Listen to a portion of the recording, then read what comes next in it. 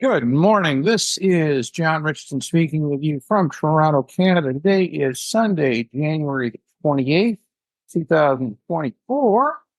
And my guest today is, well, a return guest, and in fact, an infamous return guest, the infamous Amy from Sydney. Well, Amy from Sydney, I take it you are in Sydney right now?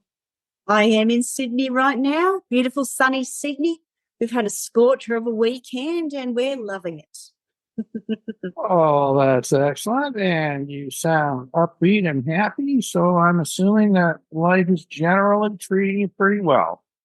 Yes, John, it is actually treating me pretty well. Just off the back of a long weekend, we've had a public holiday here on Friday for Australia Day. And I've had a lovely weekend hanging out with friends, hanging out at home, just enjoying life. Well, up until this afternoon anyway. Off the back of regular financial advice that gets shoved around, I decided to have a look at an online investing app that's very popular here in Australia called eToro. And of course, you need to create an account to do that, don't you? One of the first questions is, are you a US person? Hold on, I've taken a screenshot here. I've got the exact question. I can bring that up. You check a box that says, I am not a US person / I was not born in the US. And if you're not able to check that box, you receive a notification saying, unfortunately, we can only accept US citizens who live in the US. Sorry, Please confirm your residence. hold on a minute. Where were you born? I was born in Australia. Read the questions again. There's a checkbox that says, I am not a US person / I was not born in the US. I'm a US person, am I not, John, as a dual citizen? I've been told I have I don't know to. how you don't sound very US to me. I don't know how anybody would know what it is. Is there a definition of US person there? I think it's a rather vague definition, to be honest. But it's clear you were not born in the US. That part's clear. I could easily, you have this sort of sophisticated knowledge of all this stuff, right? But, a normal person, if you were to walk up and down this, why don't you get out, stand outside where a number of people are walking by one day and say, hi, do you know what a U.S. person is? What kind of answers do you think you would get? I think most people who live in Australia would say, oh, well, that's obviously an American person who moved from America to here.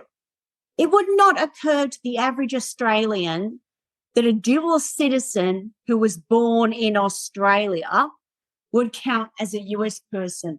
In fact, most of my friends who live here are rather shocked to hear that I am included in this. Well, that's my point. Obviously, I think you never check off things that you know to be false, but you have all this knowledge. It would seem to me that a majority of people looking at those two questions would say, well, I understand I was not born in the United States. Check it off and be done with it. I would think so too, John, because if you don't know about the Foreign Account Tax Compliance Act or similar legislation, and you happen to be a dual citizen, and in some cases, people don't even know that they're dual citizens until they find out under these circumstances, I do think a lot of those people would check the box, go through, sign up, and get caught out later. I don't know. Why would they ever get caught out? So they get past, the barrier. They cleared the barrier. They've established that they're a human being, okay, and not something else. And isn't that the end of it? One would think. Is there any indication there that you get a follow up saying, oh, by the way, we just want to make sure that you understood when you checked? Are you sure that you know where you were born? They don't seem to. So the bottom line is that you were trying to be a good Australian by trying to take some responsibility for your financial planning and all that so you don't become a public charge of the state. And you feel that this particular platform doesn't want you because of the circumstances of your birth? It would seem that way, wouldn't it?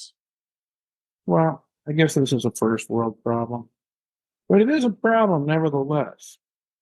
Well, you've been thinking about this now for quite a long time, and I think, would you agree that for a lot of people when they first hear about this, there's this sort of sense of, well, there must be something I'm missing.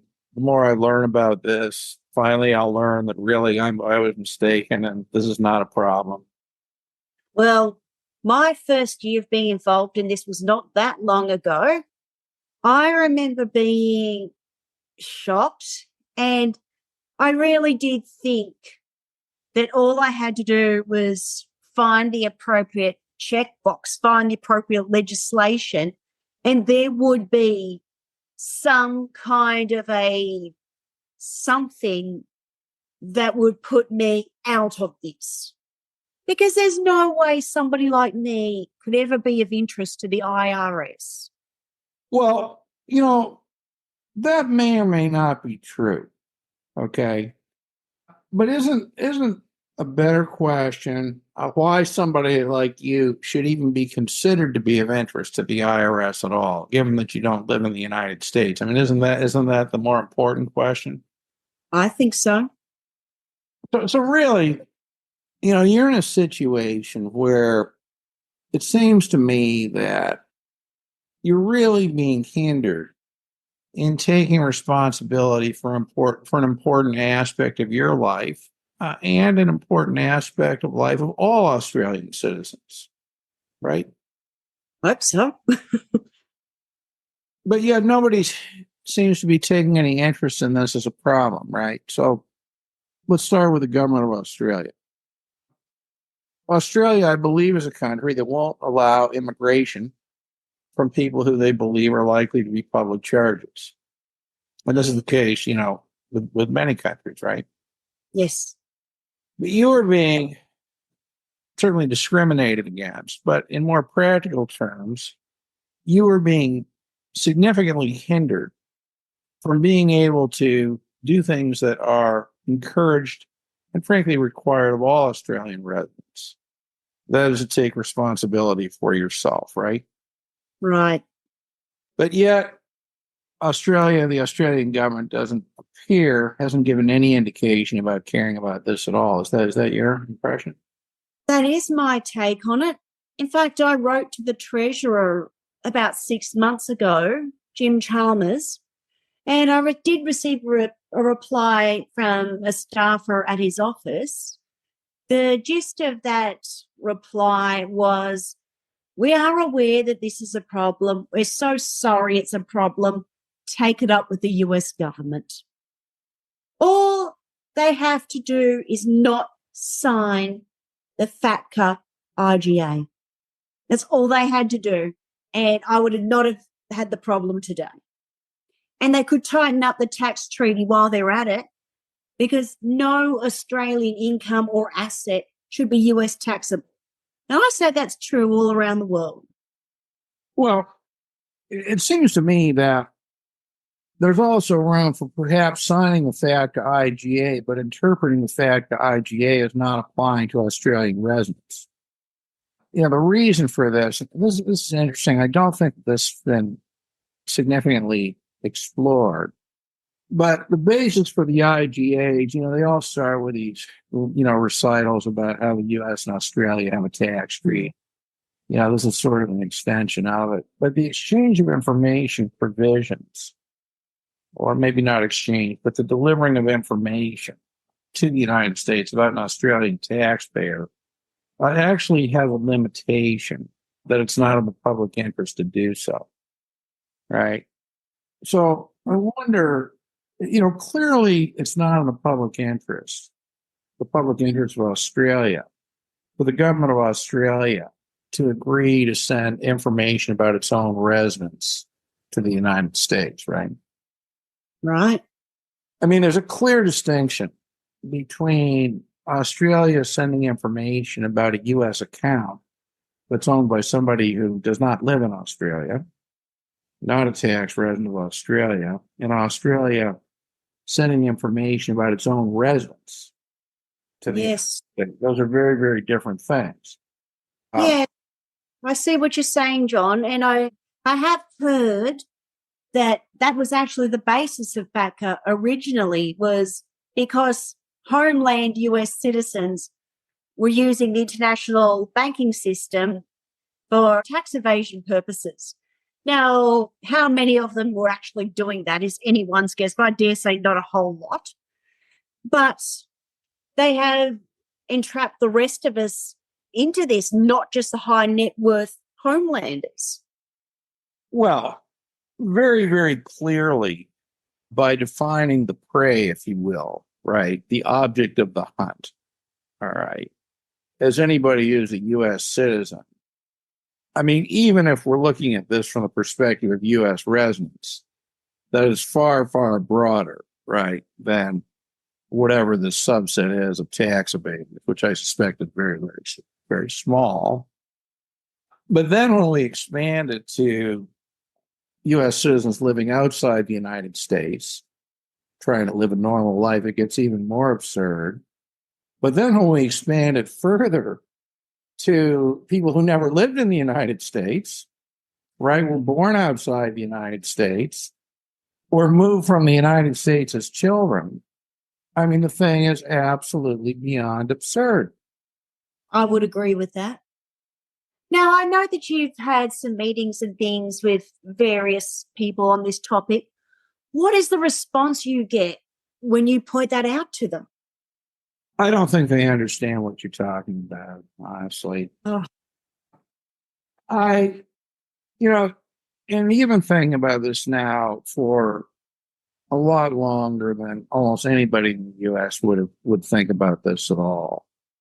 And I don't think that, at least in the United States, I don't think that a critical mass of people even understand what citizenship taxation is. No, they don't. I think that they perhaps equate it with residency, or something. I mean, very, very strange things. The reality of citizenship taxation is that it has meaning, real, actual meaning only in the following sense: that U.S. citizenship taxation is a form of taxation that imposes U.S. worldwide taxation on people who don't live in the United States. That's all it means, right? Because, if you live in the United States, you're subject to worldwide taxation like the rest of the world. If you have U.S. source income, you're going to be subject to that, as you are with the rest of the world. But what they call citizenship taxation is really imposing worldwide taxation, which includes non-U.S. source income on people who do not live in the United States, right? Right. So I think that part of the problem is calling it citizenship taxation because it obscures what it really is. I would agree with that. And that's been my experience with a lot of people that I've spoken to as well. Their understanding is that I'm just a average US citizen who's just living in Australia temporarily. They've obviously never heard my accent, but they don't seem to understand that they're taxing people who've never lived in the United States on income that has nothing to do with the United States. And we've all been accused of being tax cheats by various homelanders on Twitter and other social media platforms, because they think we are cheating. They think that we are freeloading. What they don't realize is that the US is actually not supplying any of our benefits of citizenship anyway, because they can't. The US cannot build the road that I need in Sydney. They can't. They can't take care of hospitals here in Australia or schools or anything else. They simply can't. Australia is doing all of that. Yeah, but Which means the US is useless for this. I agree with you on that completely, right? But let's explore the assumption of your statement and thought for a minute, right? So by saying that, you're obviously of the view that taxation is related, it's sort of the quid pro quo for providing services or something, right? Yes. That is absolutely not the US view of taxation at all. It is not the US view of taxation, not according to their government anyway. They've told us all if you want the right to say that you're a citizen, then you must pay. Well, that is true, but let's just slice and dice these ideas just a little bit here, because I mean, having been an observer of this for a number of years, I mean, I frequently see the objection to this, Mm.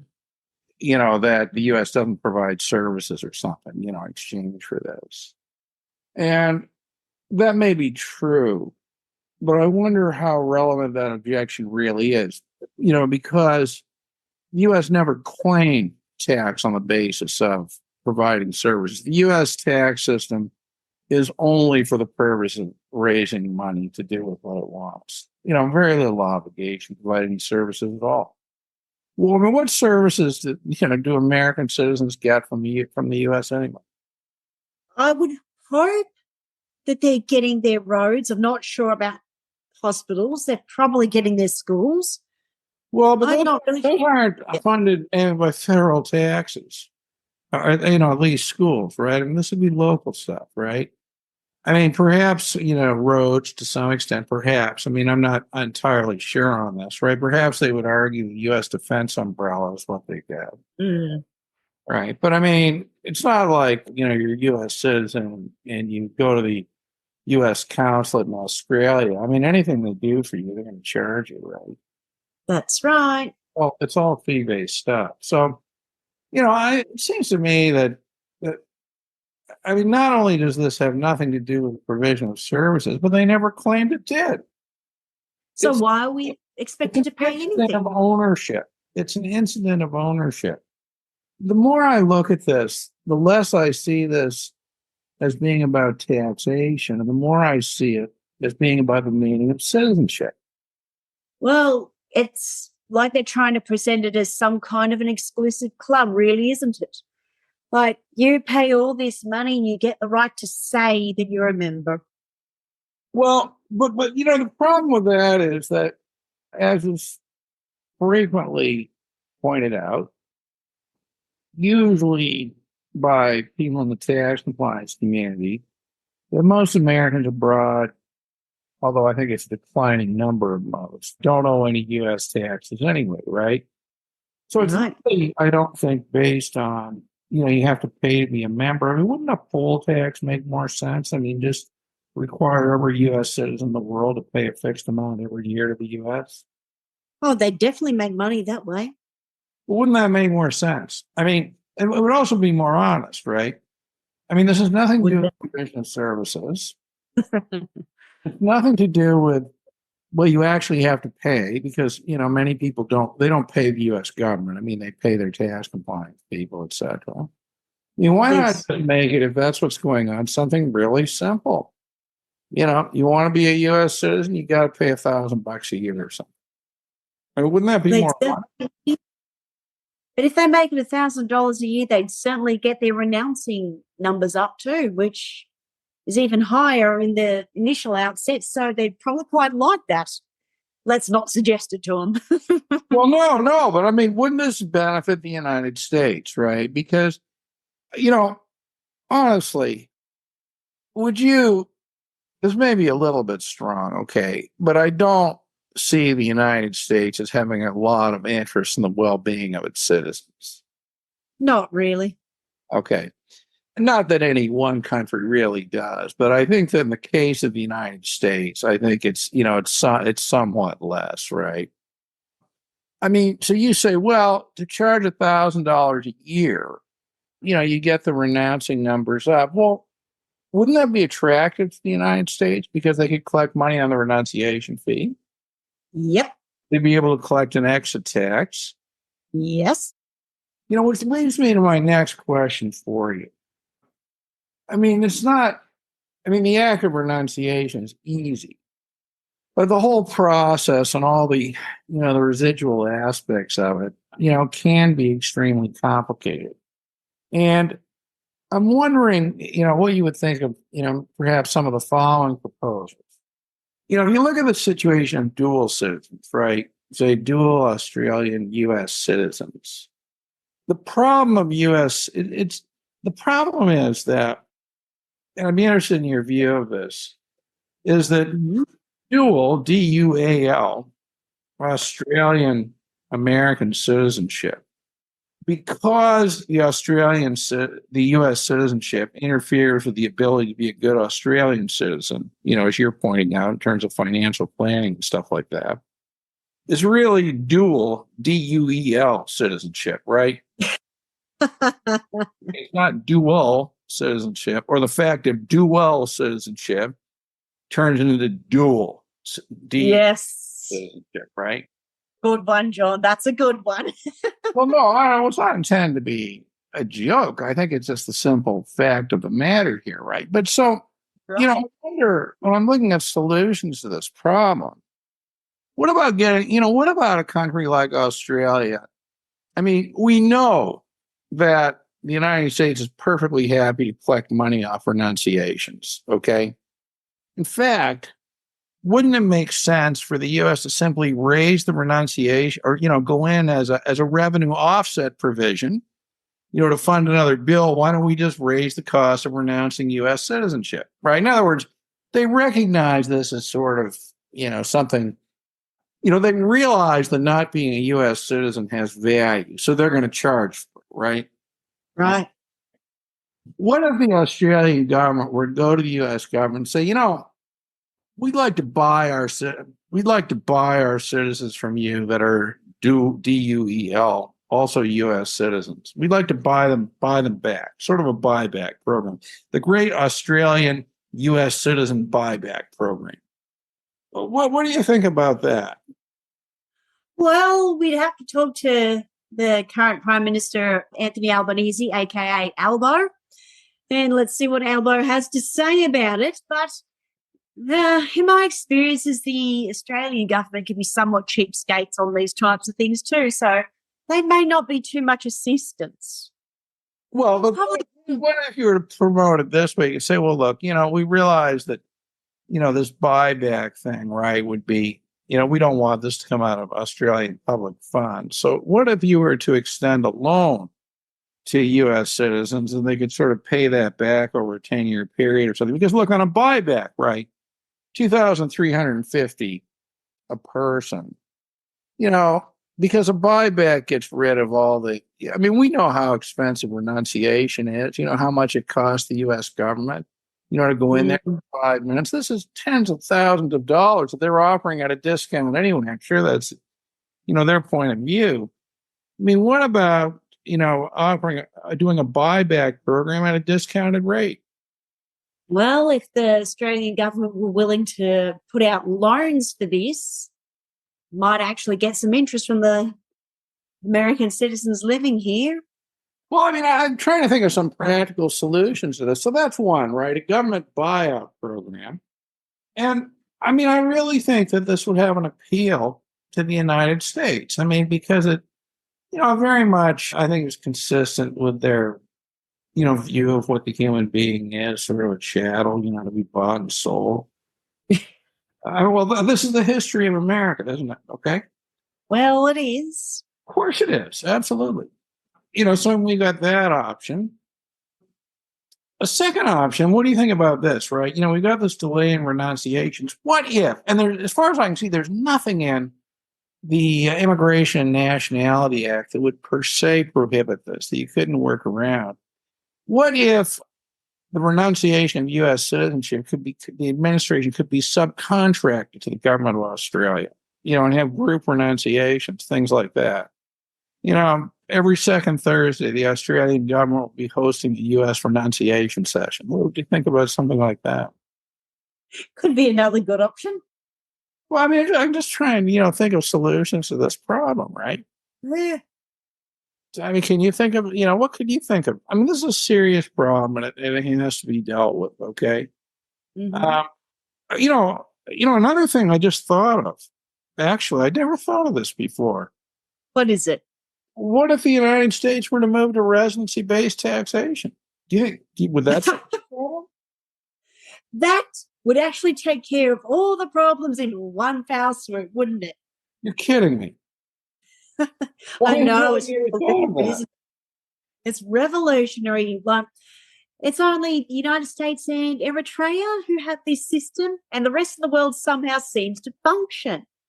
Maybe the United States can have a little bit of confidence in resident-based taxation. Just a little bit of confidence. This is very complicated stuff, It is for guys like Biden, Trump, and Obama. It's very complicated for them. Well, I mean, do you think that the U.S. government, I mean, we agree this is a problem that needs to be solved, right? Right. Yeah, okay. So, I mean, do you think the better resolution would be don't forget that it's very difficult to get anything done in the United States from a legislative point of view. I mean, sure, a change in the tax of the extraterritorial tax regime, the tax and reporting laws would be fine. But wouldn't it be quicker and easier just for the government of Australia to do, the great Australian U.S. citizen buyback program? Could be. Or the Australian government could do what, in my opinion, they should have done all along and have a watertight tax treaty and not sign the FATCA IGA. Essentially, the Australian government should have gone to bat for US citizens living here. They should have said, no, any US citizen living in Australia is not going to be filing US tax unless they're earning US income. And it's incumbent upon the IRS to find those people, not us. So, no, we're not signing any of it. That's what they should have done. Well, I mean, don't you think, you put it that way if you want, but what about putting it this way, which I think is, perhaps maybe a touch better, a touch more persuasive. These are Australian citizens and residents. What are you talking about? We're not going to send you information about our citizens and our residents. I don't think anything at all should be sent outside of Australia, not without a good reason. It's one thing if somebody really is an international tax criminal, which we do know those people exist. Side note, I think I've heard of only one person being caught under FATCA. I mean, have you ever met an international tax criminal? Have you ever met one? Not that I know of, but I'm guessing people like that probably don't hand out business cards either. So, do you think they go to Australia? Absolutely not. Australia is one of the worst heavily taxed places. Why would they ever want to come here? Which begs the question if, according to the US government, I was born outside of the United States for the express purpose of cheating US tax. Well, boy, am I bad at it. You probably were, weren't you? They caught me red-handed. I deliberately chose to be born in Australia simply to avoid US tax. And then I later found out that Australia's actually got worse tax. I'm a hopeless tax cheat. That's all I can say. I'm no good at it. Well, but you have to understand, Amy, the way the U.S. government would define tax cheat is not do you pay tax, but do you pay tax to the U.S. government? So isn't the real issue here? Isn't the real issue that everybody in the world should be paying the U.S. government? Isn't that the real issue? I think that is the real issue. Well, let me ask you this as a possible solution. So part of the problem here, the way I see it anyway, for dual, whether you think DUAL or DUEL, is being subject to the tax laws of two countries at once, right? Yes. You think a solution to this might be, we're looking at this from the point of view of not being a U.S. citizen. Maybe a solution would be for the U.S. to simply pass a law saying that no other country can tax a U.S. citizen. Only the United States can tax U.S. citizens, no other country. So all these U.S. citizens in Australia would cease to pay tax to Australia. They'd pay tax only to the U.S. Absolutely guaranteed not tax to you. What do you think about that? I think if that got passed, it would be amazing how many how quickly governments like Australia and other countries would suddenly get into gear. Would suddenly what? They would suddenly all get into gear and realise they do need to actually stand up to the government of the United States. Well, I mean, I think that I think that's an interesting solution to this. I mean, think about it for a minute, right?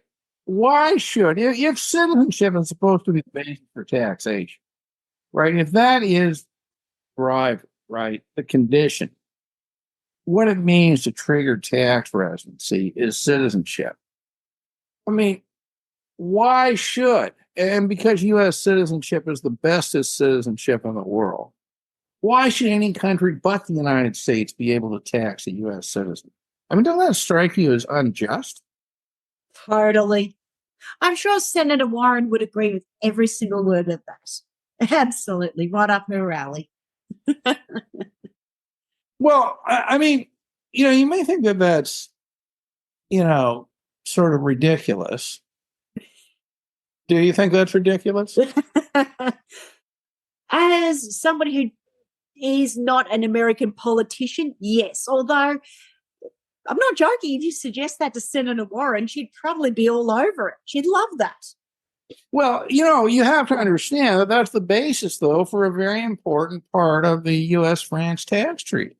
Okay, I mean, to bring this down to some actual reality for a minute, okay? Because under the U.S.-France tax treaty, basically U.S. citizens who are receiving U.S. citizens resident in France who are receiving U.S. investment income are not taxed on that by France. What do you think about that?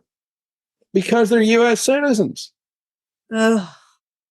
I mean, don't you think that once a year all the U.S. citizens in France should, meet and congregate on some main street in France, fold up their U.S. passports and walk up and down the street laughing at everybody else saying, we're U.S. citizens. We don't, we're exempt from tax on the same time in France. What do you think? Wow. So this is actually a thing. Oh, yes, absolutely. I mean, it's not common at all, but I mean, this is, very much the basis of, of this U.S.-France tax treaty, right? Wow. I mean, don't you think that maybe the thing to do is go to the U.S. government and say, well, why does only France get something? Why can't you negotiate such a thing with Australia as well? Well, ultimately, it should just be you pay tax where you live. And if that means you lose certain benefits from the American side of it, well, so be it. But ultimately, you should just pay tax where you live and where you're earning, and nothing else should ever come into it. That's what I think.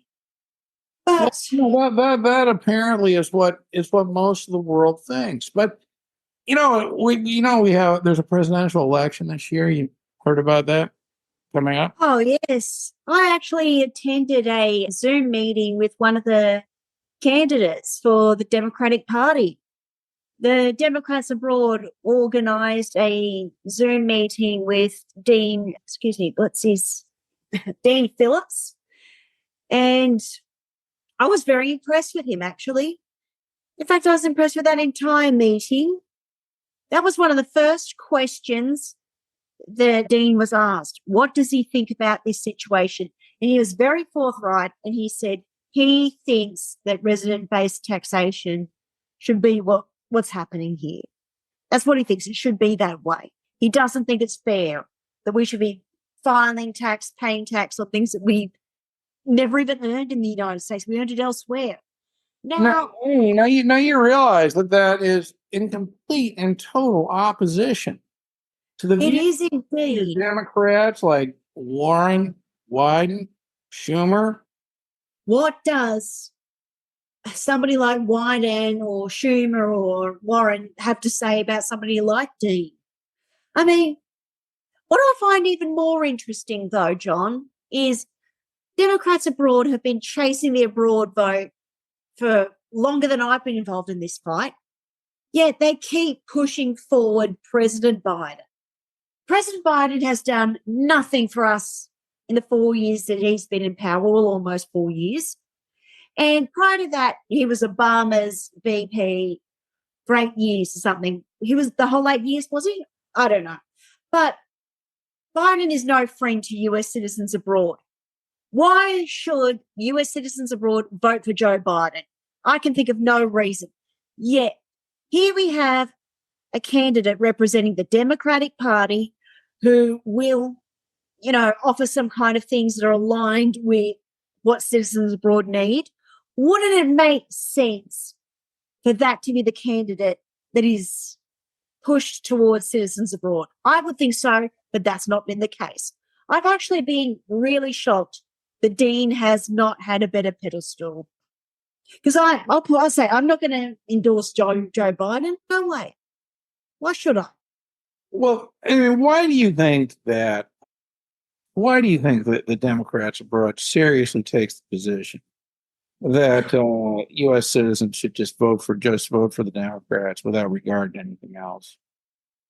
Well, that's kind of a contentious issue there, John. But my take on it is a lot of these people. Well, what is contentious about the issue? What do you mean by that? I'm going to have to basically point some fingers here. I think that a lot of these people do not want to take on head office. Now, the Democrat official policy, as far as I can tell, is they are very much in favour of citizenship taxation. They have done nothing but endorse Obama for like years since he was even president. He's just been president for years, and they still sing his praises. They did not stand up to that man when he passed the Foreign Account Tax Compliance Act. They've endorsed Joe Biden repeatedly, despite the fact he must obviously have been part of that process. Therefore, I'm going to say I think that citizenship taxation is Democrat policy. That's how it appears to me. Now, somebody like Dean Phillips will struggle to get the platform with these people because he's essentially going against head office when he makes statements like that. If he passes resident-based taxation in his role as president, should he get it, it would be very difficult for them to ever get that back. And they want that back. And they seem to have the view that because we're filing tax in the United States, that we should then be willing to vote. It doesn't work like that. Well, let me pause you on that for a minute, okay? Mm-hmm. This is something that I find very, very interesting. I mean, a number of levels. I mean, like clockwork, the Democrats abroad machine getting themselves together, that go out and essentially farm votes from abroad. I mean, part of the problem is that they're not talking to people who identify as being Americans. Okay, what they're doing is trying to uncover Americans. So, were you born in the United States? So look, you can vote. You should vote for us. In other words, they're essentially trying to get people to vote in American elections who do not relate to being American, generally, certainly do not relate to anything having to do with the state they're voting in. No, they're just manufacture votes. And no reasonable argument can be made to the contrary.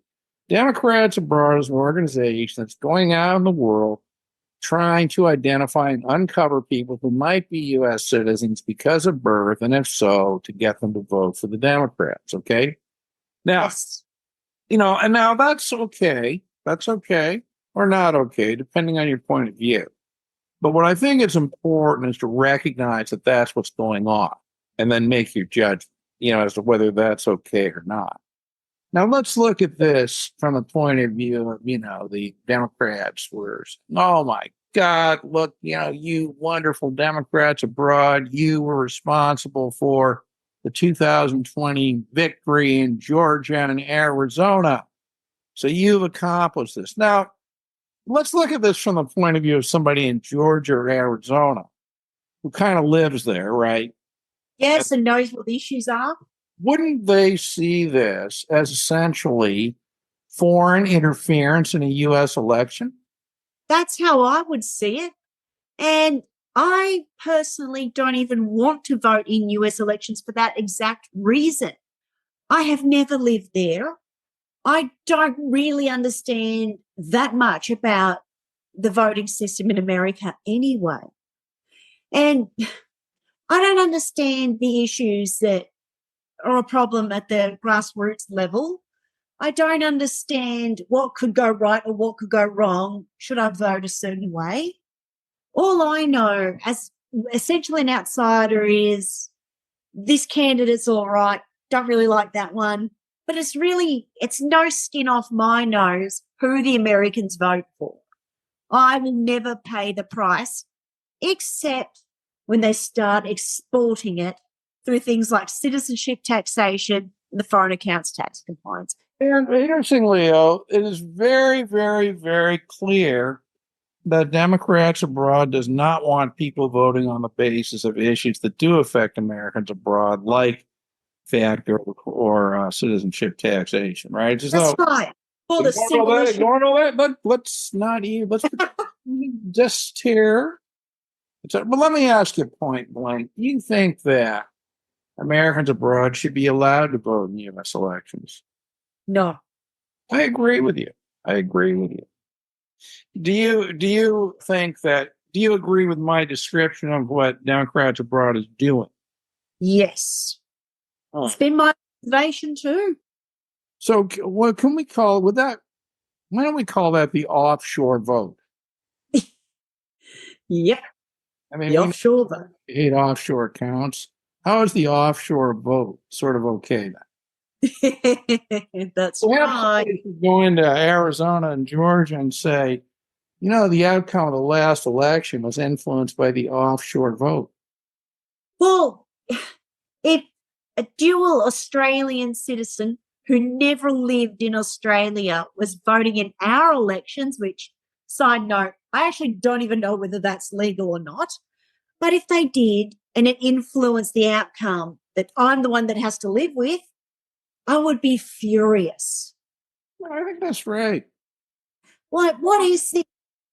I was thinking about this a lot last week. I wrote a post about this woman named Phyllis Me show. I'll send you you can find the link. I think you might find it interesting. It was sort of an American who was married to a French citizen resident, lived her life in France, and did some tremendous work in changing citizenship laws so that her children and children of others could become U.S. citizens. Because remember that 14th Amendment citizenship does not apply to people who were born outside the United States, right?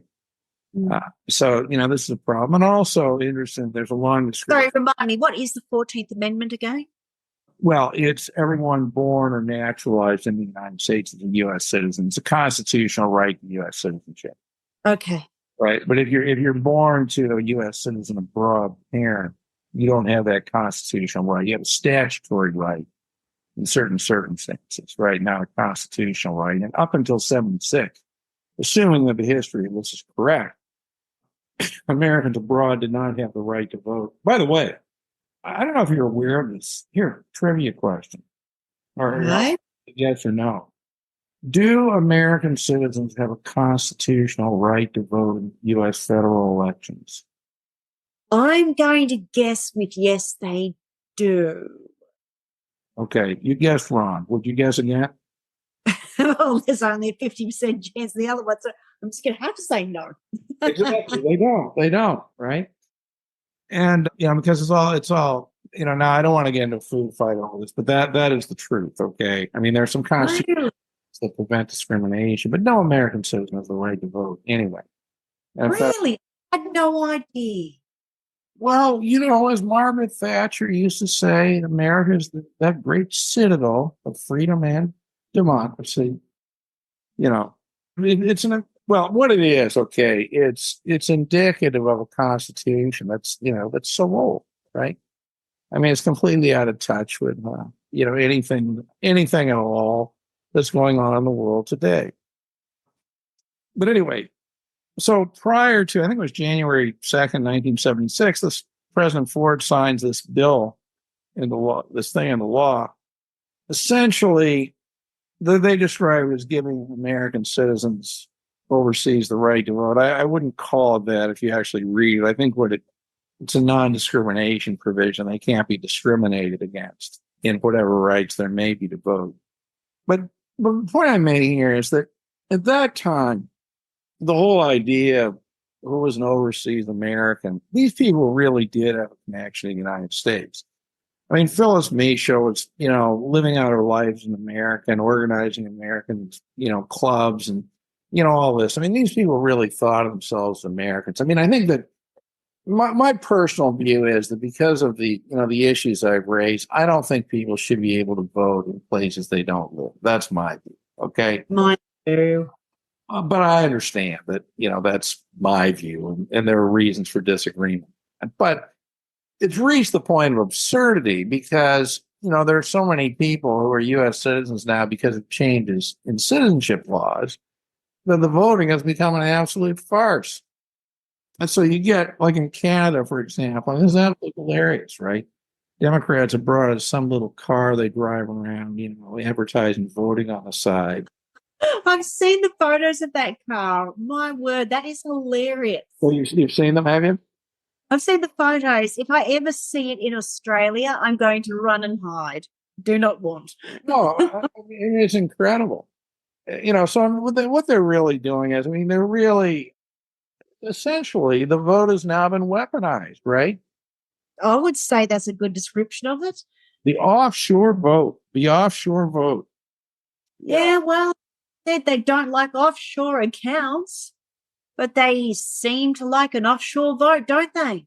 Oh well, It's a bit hypocritical, isn't it? well, they'll take any vote they can get, obviously. But I think it's a really serious problem. And another problem with this is that for Americans abroad to be voting for Democrats, unfortunately, is to be voting against their fellow citizens and residents in their country of residence because of the support of FAC and citizenship taxation.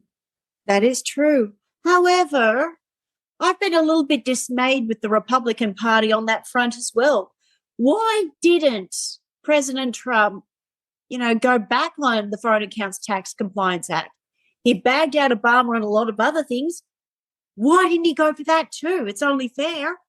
And I agree with you. I think that the Republicans could have and should have and can do an awful lot more. But I would point out, and I agree with you completely. I agree that both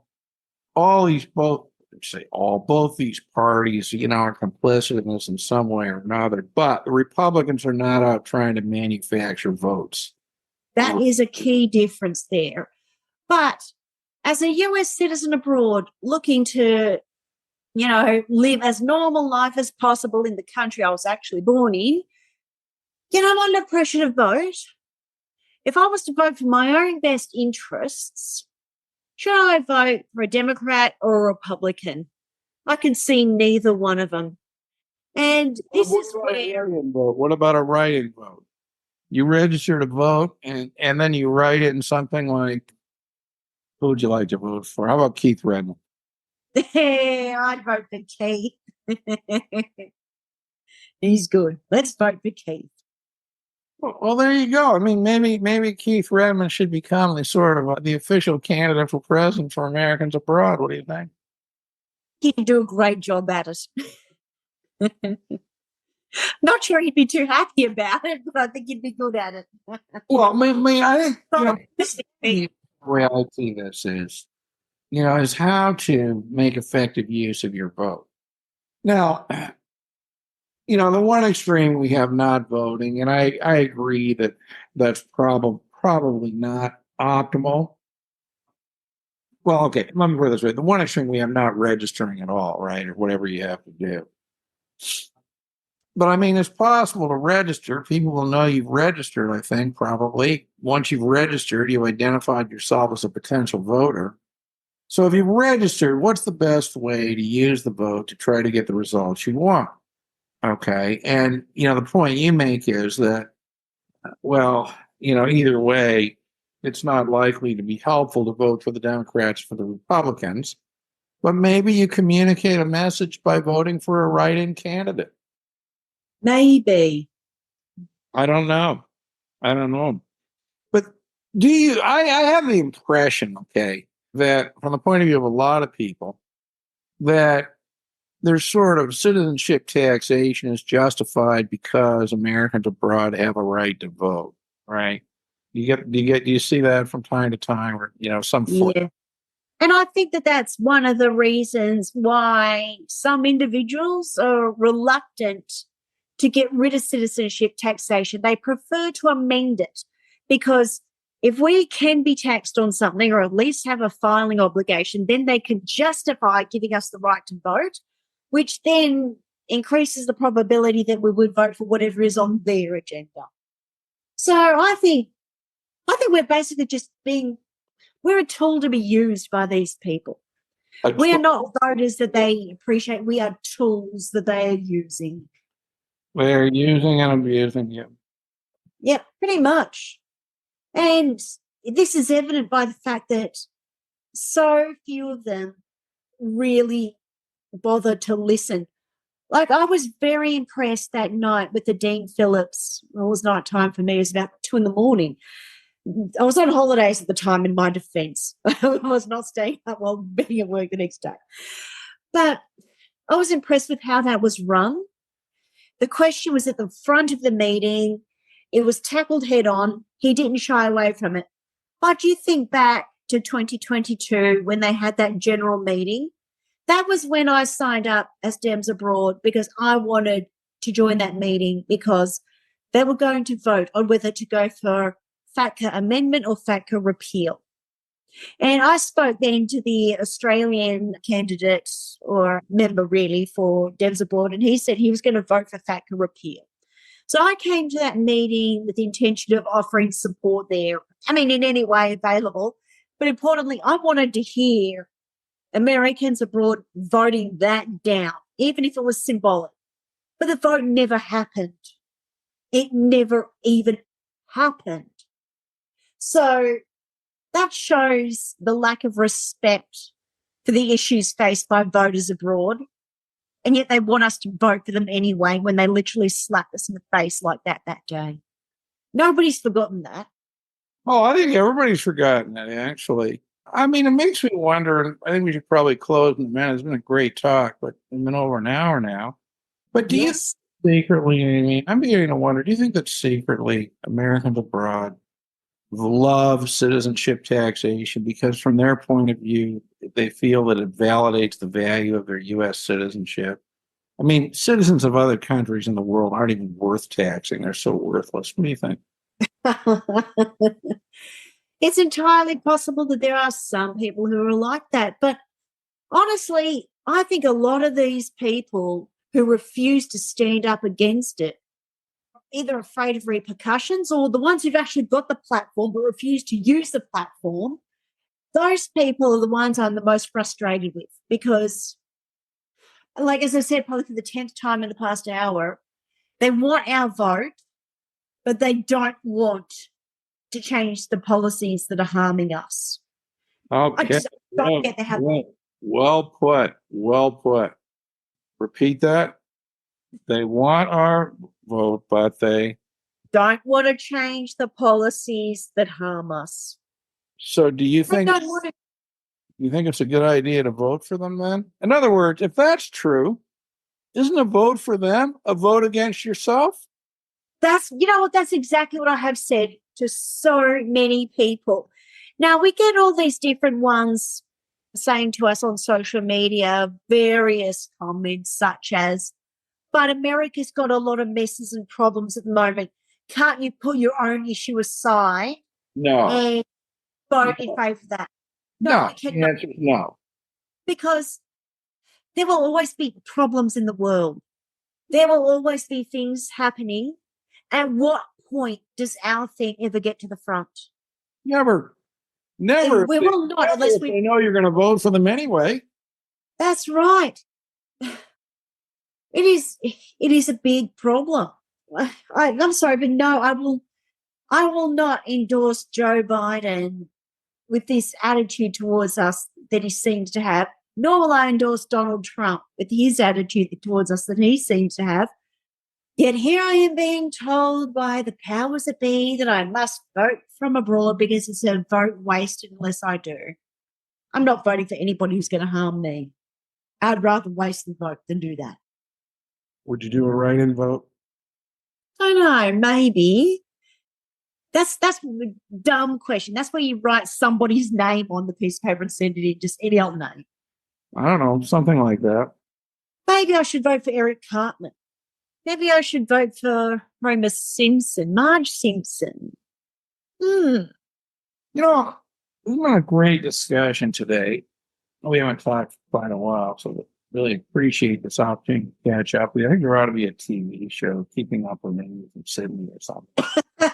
But, as I listen to you talk, I mean, you are one of Australia's greatest citizens. Here you are standing up for Australia by pointing out how the U.S. government generally, and the Democratic Party in particular, is essentially causing harm to your country.